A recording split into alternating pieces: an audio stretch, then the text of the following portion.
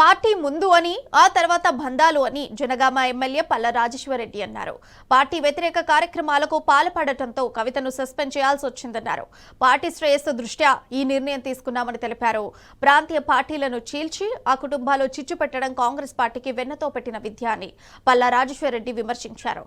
కర్ణాటక, తమిళనాడులో కాంగ్రెస్ పార్టీ ఈ విధంగా చేసిందన్నారు.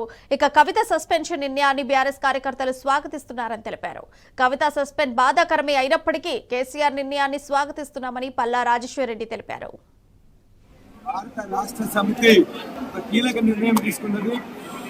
పార్టీ అధ్యక్షులు కల్వకుంట్ల చంద్రశేఖరరావు గారి ఆదేశం మేరకు పార్టీ ఎమ్మెల్సీగా ఉన్న కవిత గారు గత కొన్ని రోజులుగా పార్టీ వ్యతిరేక కాంగ్రెస్ పార్టీ ఉచ్చులో పడడం, కాంగ్రెస్ పార్టీ చెప్పినట్లే నడుచుకోవడం, పార్టీ సీనియర్ నాయకుల మీద అనవసరమైన బాధ్యతారహితమైన ప్రకటనలు చేయడం, పార్టీ యావత్తు నాయకులు కార్యకర్తలు ఆందోళనకు గురి కావడం, 60 లక్షల మంది సభ్యులు కలిగి ఉన్న భారత రాష్ట్ర సమితిలో ప్రతి ఒక్కరికి కూడా వారికి ఎంత హక్కు ఉన్నదో అంతే హక్కు ఉంటుంది.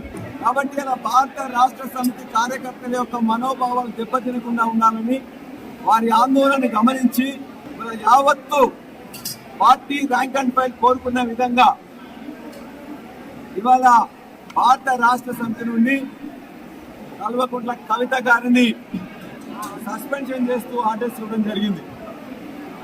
ఇది యావత్తు రాష్ట్ర పార్టీ యంత్రాంగం బాధతో తీసుకున్న నిర్ణయమైన పార్టీకి ఆందోళన కలిగించే విధంగా, పార్టీని